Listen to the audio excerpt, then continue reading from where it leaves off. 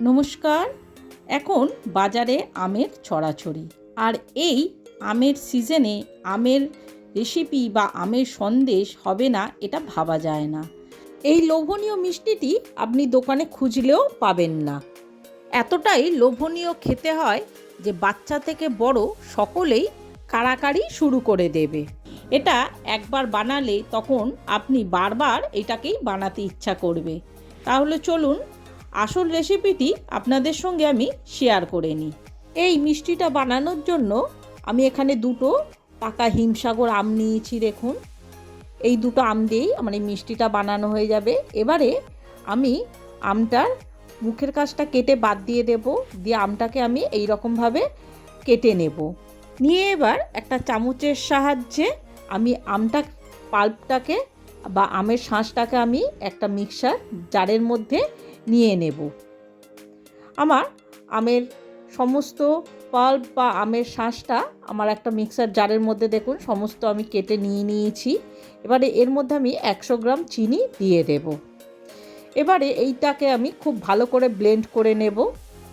দেখুন আমার মেশানো ব্লেন্ড করা হয়ে গেছে। এর কনসিস্টেন্সি বা ঘনত্বটা ঠিক এই রকম হবে দেখুন। এবারে এটাকে আমি সাইডে রেখে দেব। অন্যদিকে গ্যাসের মধ্যে একটা কড়াই বসিয়ে আমি এই আমের পাল্পটাকে পুরোটাকে ঢেলে দেব। দিয়ে এবার খুব ভালো করে আমাদের এইটাকে প্রথমে একটু ফুটিয়ে নিতে হবে।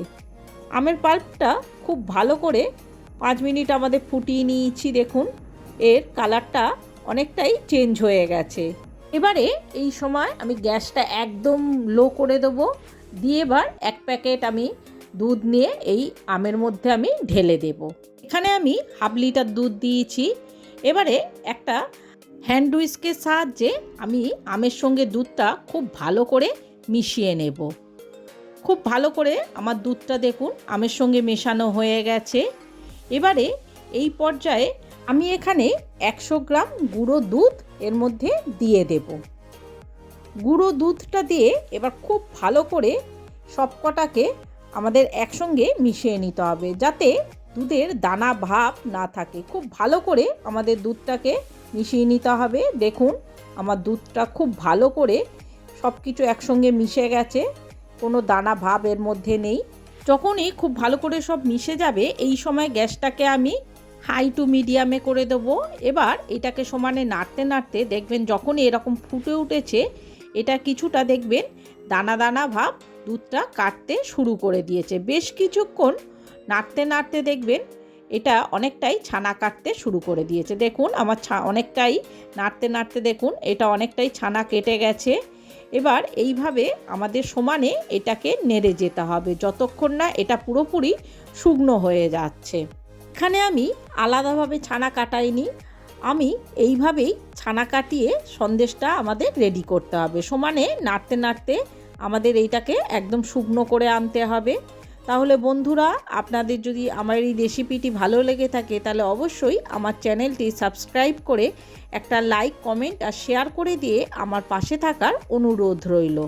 সমানে 10 মিনিট ধরে নাড়াচাড়া করতে করতে দেখুন এটা অনেকটাই শুকনো হয়ে এসেছে, অনেকটাই এটা ঘন হয়ে গেছে। এইভাবে সমানে নাড়াচাড়া করতে করতে দেখবেন এটা অনেকটাই যখন একদম ঘন হয়ে যাবে, এর আর একটা আঠালো ভাব চলে আসবে, ঠিক সেই পর্যায়ে আমি গ্যাসটাকে অফ করে দেবো। বেশ কিছুক্ষণ ধরে আরও এরকম নাড়াচাড়া করতে করতে দেখুন আমার অনেকটাই এটা আঠালো ভাব চলে এসেছে। দেখুন এই সময় আমি গ্যাসটাকে অফ করে দেব। দিয়ে এবার একটা আমি থালার মধ্যে দেখুন বাটার পেপার দিয়ে আমি কিছুটা ঘি ব্রাশ করে দিয়েছি। দিয়ে এবার সেই আমের মিশ্রণটা এটাকে আমি এর মধ্যে দিয়ে দেব। গরম থাকতে থাকতেই আমাদের এইটাকে এর মধ্যে দিয়ে দিতে হবে। দিয়ে খুব ভালো করে এটাকে আমাদের সমান করে দিতে হবে। আমি দেখুন একটা খুন্তির সাহায্যে এটাকে খুব ভালো করে সমান করে দিচ্ছি। খুন্তিটার সাহায্যে খুব ভালো করে আমি এটাকে ছড়িয়ে দিয়ে এবার হাতের সাহায্যে আমি কিছুটা এখানটা এটাকে চেপে চেপে সমান করে দিলাম। দিয়ে এবার এখানে আমি ওপর থেকে কিছুটা পেস্তা কুচোনো এর মধ্যে আমি দিয়ে দিচ্ছি। পেস্তাটা খুব ভালো করে পেস্তা কুচোনোটা আমার ছড়ানো হয়ে গেলে হাত দিয়েও এটাকে আমি কিছুটা চেপে চেপে দেব।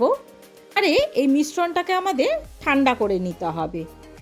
4-5 ঘন্টা পর দেখুন আমার এটা একদম ঠান্ডা হয়ে গেছে। এবার একটা ছুরির সাহায্যে আমি এটাকে সন্দেশের শেপে কেটে নেব। আপনাদের যে শেপ পছন্দ আপনারা সেই আকারেই বা সেই শেপেই কেটে নিতে পারবেন। আমি এখানে চৌকো চৌকো করে দোকানের মতো করেই সন্দেশের শেপ দিয়ে দিলাম। দিয়ে দেখুন আমার আমের সন্দেশ একদম রেডি হয়ে গেছে।